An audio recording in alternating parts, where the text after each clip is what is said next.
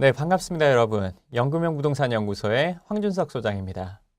네, 우리나라 사람들은 정말 초등학생, 이 학생이나 뭐 정말 나이가 아주 많은 분들 빼고는 모든 국민들이 다 부동산에 관심이 있다고 해도 과언이 아닐 텐데요. 제가 많은 분들과 상담을 해보고 세미나에서도 정말 많은 분들을 만나보면 관심 있는 분들은 정말 많은데 실제 투자해본 분들은 그것보다 아주 적습니다. 훨씬 적습니다. 그 이유를 제가 살펴보니까 부동산 투자는 뭔가 남들이 모르는 정보를 알아야 된다. 내지는 많은 돈이 필요할 것 같다라는 이런 부담감이 있어서 부동산 투자를 안 하고 관심만 갖고 있는 경우가 많습니다. 그래서 오늘은 부동산 투자를 조금 더 쉽고 편안하게 이렇게 내가 인식할 수 있는 그런 시간을 한번 가져보도록 할 텐데요. 그 첫 번째 내용으로 어떤 내용들을 어떤 부분을 이야기해 드리냐면요. 수익형 부동산 투자와 시세 차익형 부동산 투자에 대한 이야기를 좀 해보려고 합니다. 과거에 우리가 생각하는 부동산 투자는 단 한 가지였습니다. 뭐냐면 쌀 때 사서 오르면 파는 것. 그렇게 해서 내가 그 차익을 얻는 것이 부동산 투자의 대부분이었습니다. 물론 지금도 그러한 방식의 부동산 투자를 하는 분들이 많이 있습니다. 그러한 투자가 과거까지는 아주 유행을 했고요. 그리고 최근에는 수익형 부동산이 또 유행을 하고 있습니다.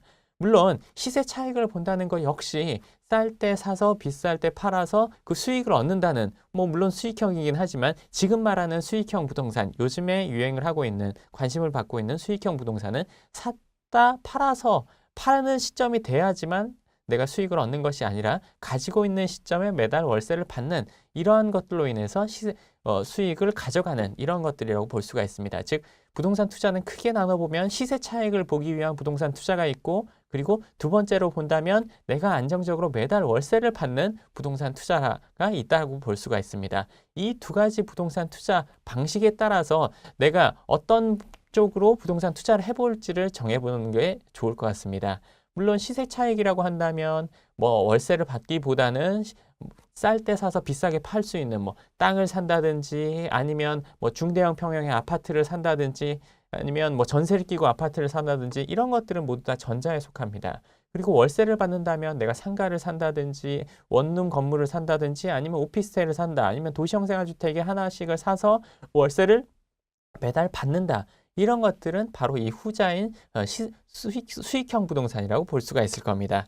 그래서 이 둘 중에 내가 어느 방향으로 갈지를 먼저 결정하고 나서 부동산 투자를 알아보는 것이 좋은 것이지, 내가 부동산 투자를 하긴 해야겠어. 근데 어떻게 하지? 하다가 주위 사람이 이거 얘기하면 그것도 좋을 것 같아. 저거 얘기하면 저것도 좋을 것 같아. 또 다른 사람이 얘기했을 때 저것도 좋으니까 나도 그것도 한번 알아봐야지. 이렇게 하는 분들은 대부분 부동산 투자까지 최종적으로 이루어지기가 아주 어렵기도 하고, 부동산 투자를 하는 패턴들을 제가 한번 보면, 상담으로 오시는 분들을 보면 가지고 있는 것들이 어떤 일관성이 있지 않고 정말 중구난방, 내가 이게 언젠가는 오를 것 같아서 샀어요. 이것도 그럴 것 같아요. 근데 뭐는 월세가 조금 있기도 하고, 그렇기 때문에 자산이 효율적으로 운용되지 않고 있는 경우를 많이 봤습니다. 그렇기 때문에 내가 시세 차익을 우선적으로 한다, 아니면 내가 월세를 우선적으로 한다, 월 수익을 우선적으로 한다, 이걸 정해놓고 내가 한 부분에 대해서 충분히 아니면 내가 자산을 충분히 이룬 상태에서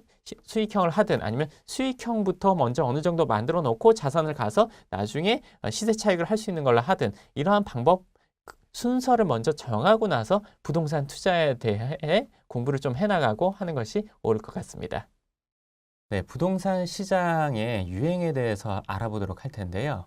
왜 그러냐면은 단순히 지금의 부동산 시장이 어떻고, 그리고 그렇다면 이거에 맞는 투자를 해야 되지 않나라고 생각할 수가 있는데, 사실 그거보다는 과거의 부동산 시장이 어떻게 흘러왔고, 그리고 그로 인해서 현재의 부동산이 이렇고, 그리고 앞으로의 부동산은 또 어떻게 유행이 변화될지를 알아보는 것이 내가 지금 어떤 부동산 투자를 할지에 결정하는 그 부분에 있어서 아주 중요한 부분이 될 것입니다.